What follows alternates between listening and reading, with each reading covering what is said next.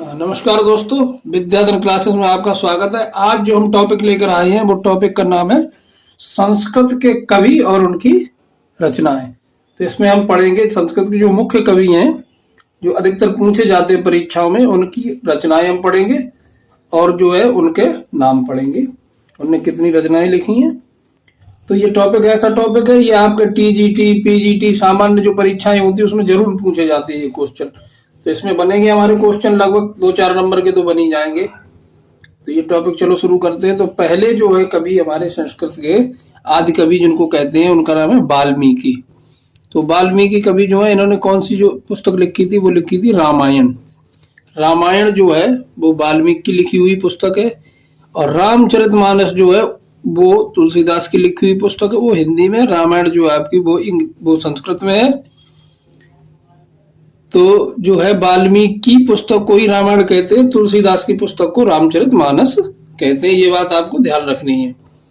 दूसरा कवि जो है वो आपके वेदव्यास जी। इन्होंने जो पुस्तकें बहुत लिखी थी लेकिन इनकी प्रचलित पुस्तक जो है वो है आपकी महाभारत। और महाभारत का पुराना नाम था जय संहिता या जय काव्य। तो ये भी याद रखेंगे, महाभारत का नाम पुराना जय संहिता या जय काव्य था।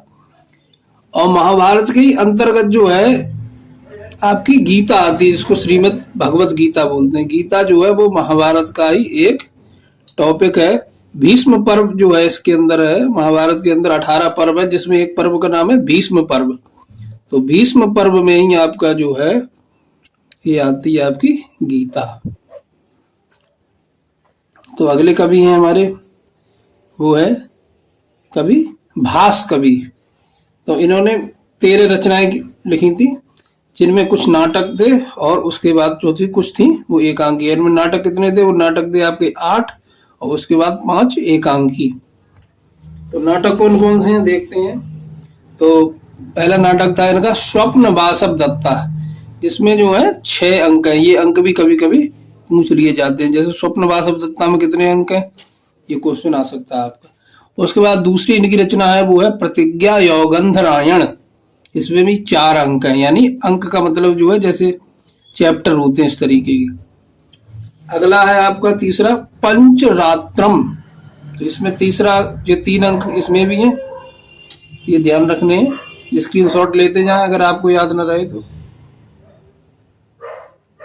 अगली रचना इनकी वाल चरितम, इसमें 5 अंक हैं। इसके बाद इनकी रचना है प्रतिमा नाटकम। ये बहुत ही प्रसिद्ध इनकी जो है कृति है प्रतिमा नाटकम। ये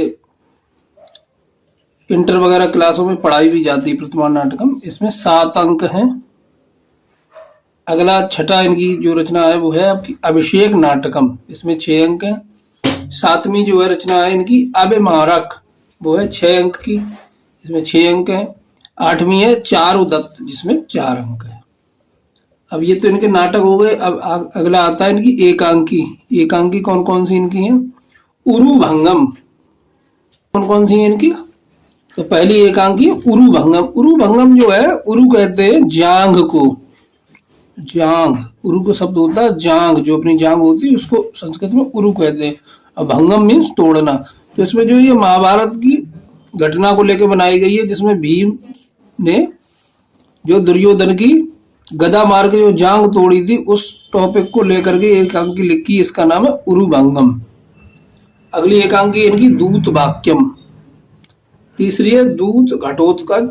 चौथी इनकी कर्णभार। 5वीं है मध्यम व्यायोग। तो ये इनकी 5 एकांकियां हुई। 8 इनके जो है नाटक है। इसलिए भास की कितनी रचनाएं हैं? 13 रचनाएं याद रखेंगे। अगले जो कवि आते हैं बहुत ही संस्कृत के पॉपुलर कवि हैं, जिनका नाम है कालिदास। बिना कालिदास के संस्कृत पूरी नहीं होती। तो कालिदास देखेंगे तो कालिदास ने महाकाव्य लिखे, गीत काव्य लिखे और नाटक लिखे। तो इनके महाकाव्य कौन से हैं? तो पहला महाकाव्य इनका कुमार संभवम, जिसमें 17 सर्ग है। कुमार संभवम में 17 सर्ग है। दूसरा इनका महाकाव्य वो है आपका रघुवंश, जिसमें 19 सर्ग हैं। फिर आते हैं इनके गीत काव्य। गीत काव्य में कौन कौन सी हैं रचनाएं इनकी? ऋतु संहारम जिसमें 6 सर्ग हैं। मेघदूत जिसमें 2 सर्ग हैं। फिर आती है इनकी नाटक वाली रचनाएं कौन कौन सी हैं? तो पहली रचना इनकी मालविकाग्नि मित्रम, जिसमें 5 अंक हैं। विक्रमोर्वशीय, जिसमें 5 अंक हैं। और अभिज्ञान शाकुंतलम, ये भी इनका बहुत पॉपुलर नाटक है, ये भी पाठ्यक्रम में पढ़ाया जाता है, इसमें 7 अंक है। तो ये पॉइंट है थोड़ा नोट करने वाला। कालिदास कृत लघुत्रयी ग्रंथ कौन से हैं? 3 ग्रंथ जो है लघुत्रयी माने जाते हैं, 3 छोटे ग्रंथ। इसमें आपका कुमार संभवम, रघुवंश और मेघदूतम, ये जो है कालिदास कृत 3 लघुत्रयी ग्रंथ हैं। ये पूछ लिए जाते हैं कालिदास कृत लघुत्रयी ग्रंथ कौन से हैं? तो कुमार संभवम, रघुवंश, मेघदूत। एक टीकाकार हुए मल्लनाथ, इनका नाम था मल्लनाथ। टीकाकार मतलब जो अर्थ लिखते हैं, कोई बढ़िया रचना होती है उसका अर्थ लिखते हैं तो उसको कहते हैं टीकाकार। ने कुमार संभव के सर्गों पर संजीवनी टीका लिखी है। तो ये भी पूछ लिया जाता है कि कुमार संभव पर संजीवनी टीका किसने लिखी है? तो ये आप लिख देंगे मल्लनाथ। मल्लनाथ कृत संजीवनी टीका जो है कुमार संभव पर लिखी गई।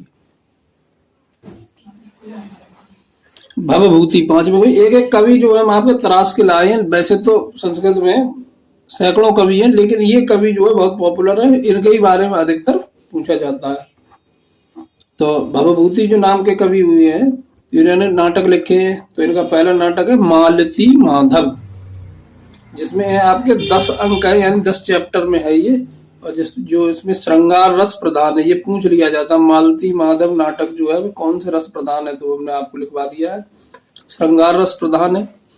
दूसरा इनका महावीर चरितम। ये महावीर चरितम जो है वो रामायण का ही उपजीव्य, यानी रामायण की घटना से ही लिया गया है। तो ये 10 अंक है इसमें, और वीर रस प्रधान है, यानी इसमें वीर रस की प्रधानता। तीसरा जो है आपका उत्तर रामचरितम, यह भी इनकी बहुत प्रसिद्ध कृति, ये पाठ्यक्रम में पढ़ाई जाती है। उत्तर रामचरितम, इसमें 7 अंक है और ये करुण रस प्रधान है।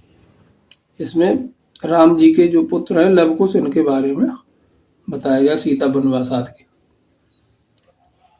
छठा प्रश्न, छठे कवि हैं जो आपके वो हैं भारवी। ये भी बहुत पॉपुलर कवि हैं और इनकी एक ही रचना है किरातार्जुनीयम। ये बहुत ही उत्कृष्ट इनकी जो है महाकाव्य है। इसमें 18 सर्ग हैं, ये भी पाठ्यक्रम में पढ़ाई जाती है। किरातार्जुनीयम के प्रथम 3 सर्ग विशेष कठिन है, इसलिए उन्हें पाषाण त्रय कहा जाता है। संस्कृत साहित्य में भारवी रीत काल के जन्मदाता। ये 2 पॉइंट आपको हमने अलग से नोट कराए हैं, ये बहुत ही इंपोर्टेंट है। तो पाषाण त्रय किसे कहते हैं? तो किरातार्जुनीयम के प्रथम 3 सर्ग जो हैं उन्हें पाषाण त्रय कहते हैं। ये बात ध्यान रखनी है, पूछ लिया जा सकता है आपके किसी परीक्षा में।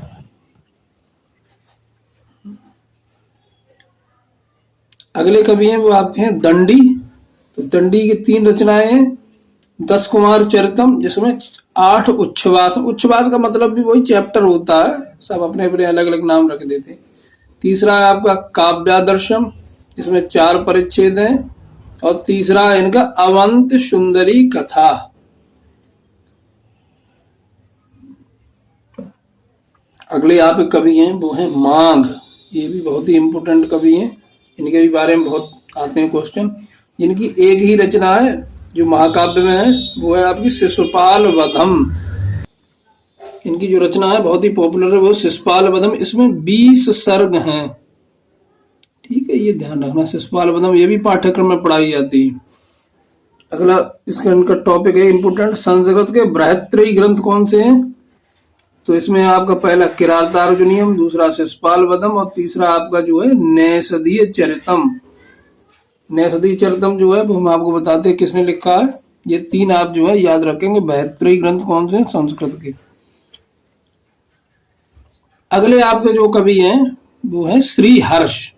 इन्होंने महाकाव्य लिखा था नैषधीय चरितम, जिसमें 22 सर्ग हैं। ये संस्कृत के बृहत्त्रयी ग्रंथों में आता है। श्री हर्ष का नैषधीय चरितम। नैषधीय चरितम में क्या है? राजा नल, जो महाभारत की उपजीव्य कथा है ये, यानी महाभारत से ली गई है। राजा नल के बारे में बताएगा। राजा नल जो थे वो, इनका राज्य का नाम था नैषद। जिस जगह पर रहते थे उसको कहते थे नैषद प्रदेश। तो ये वहां के राजा थे। तो उस नैषद प्रदेश के राजा होने के कारण इनके जो है नाम से इन्होंने एक पुस्तक लिखी है, इनके जीवन पर आधारित है, राजा नल के। तो उसके दिया नैषधीय चरितम। अगले कवि आते हैं, ये बहुत ही इंपोर्टेंट कवि हैं, राजशेखर। तो इनकी पहली रचना जो है वो है काव्य मीमांसा। काव्य मीमांसा ये कोई किसी के घटनाक्रम पे नहीं, ये काव्य शास्त्र की पुस्तक है जिसमें काव्य के बारे में बताया गया है कि रस छंद अलंकार इनके बारे में बताया जाता है, तो उसको काव्य ग्रंथ कहते हैं। काव्य शास्त्र, इसमें 18 अधिकरण यानी 18 चैप्टर हैं। दूसरी इनकी ये पुस्तक बाल रामायण, जिसमें 10 अंक हैं, ये महानाटक है। तीसरा है आपका बाल भारत या प्रचंड भारत, प्रचंड महाभारत, इसमें 2 अंक हैं, ये इनका अधूरा नाटक है। चौथा है इनका विद्वशाल भंजिका, इसमें 4 अंक है, ये छोटा नाटक, इसे नाटिका बोलते हैं। पांचवा है कपूर मंजरी या कर्पूर मंजरी, इसमें 4 अंक है, ये सट्टक नामक रूपक है। सट्टक की भाषा प्राकृत होती है, इसकी जो है क्वालिटी वो सट्टक वाली क्वालिटी है। सट्टक की भाषा कैसी होती है, वो प्राकृत भाषा में लिखी गई जो रचना होती है वो सट्टक बोलते हैं उसे। अगले आपके कवि हैं बाण भट्ट, ये भी जो है बहुत ही इम्पोर्टेंट है। सब आपके लिए एकदम एक एक कवि जो है इम्पोर्टेंट वाले लिखे हैं हमने। तो इसकी इनकी पहली जो है रचना वो है हर्षचरित, जिसमें 8 उच्छ्वास हैं। और दूसरी इनकी बहुत ही पॉपुलर रचना है कादम्बरी, गद्य, ये गद्य में लिखी हुई है, किताब पुस्तक टाइप पाठ टाइप में लिखा हुआ है। तो ये कादम्बरी जो रचना है इनकी बहुत ही अच्छी उत्कृष्ट रचना है, ये पाठ्यक्रम में भी पढ़ाई जाती है, ध्यान रखेंगे। अगले कवि हैं शूद्रक, इनकी एक रचना है उसका नाम है मृच्छकटिकम। मृच्छकटिकम का मतलब होता है मिट्टी की गाड़ी, यानी मिट्टी की गाड़ी का खिलौना जो होता है वो मृच्छकटिकम माने मिट्टी की गाड़ी, बच्चों की खेलने वाली जो गाड़ी बना लेते हैं मिट्टी की, वैसी वाली मिट्टी की गाड़ी। अगले कवि आते हैं आपके विशाख दत्त, जिन्होंने लिखा है मुद्रा राक्षस। और दूसरी रचना इनकी देवी चंद्रगुप्तम, ये ऐतिहासिक नाटक हैं दोनों, ऐतिहासिक नाटक, जैसे समुद्रगुप्त इत्यादि जयशंकर प्रसाद द्वारा लिखे गए नाटक हैं, इसी तरीके ये ऐतिहासिक नाटक है। अगले आपके हैं कवि जयदेव, ये भी खूब प्रसिद्ध कवि हैं।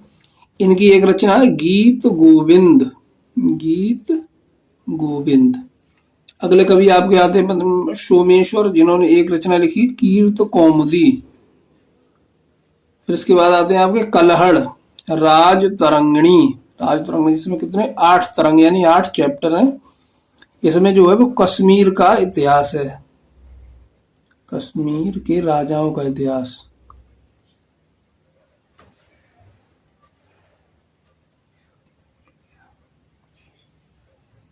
राज तरंगिणी का शाब्दिक अर्थ होता है राजाओं की नदी।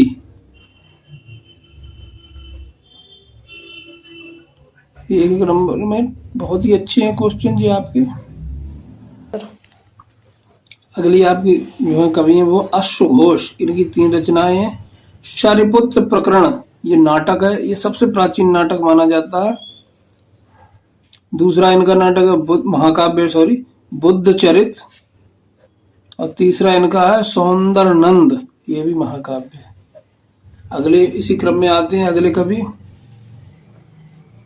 वो है आपके सुबंधु। सुबंधु की एक जो है रचना है बाशव दत्ता, ये एक नाटक है। अब इसमें एक टॉपिक है इम्पोर्टेंट, गद्य बृहत्त्रयी कौन से हैं, वो जो पीछे थे वो महाकाव्य बृहत्त्रयी थे, ये गद्य बृहत्त्रयी कौन से हैं, वो आपके कादम्बरी, 10 कुमार चरितम और बाशव दत्ता। कादम्बरी बाणभट्ट, 10 कुमार चरितम दंडी और बाशव दत्ता आपके सुबंधु। तो एक वीडियो में इतने अभी जो है कवि जितने आपके कवर हो पाए हैं। इसके बाद आपके जो कवि मिलेंगे वो आपको मिलेंगे जिन्होंने काव्य शास्त्र पे ग्रंथ लिखे हैं, अगली वीडियो उनकी बनेगी। तो ये वीडियो आपको अच्छी लगी हो, आपको उपयोगी लगी हो तो आप जरूर लाइक करें, कमेंट करें, शेयर करें, चैनल को सब्सक्राइब करें, तो इससे आगे बनने वाली वीडियो आपको समय पर मिलती रहेंगी। धन्यवाद।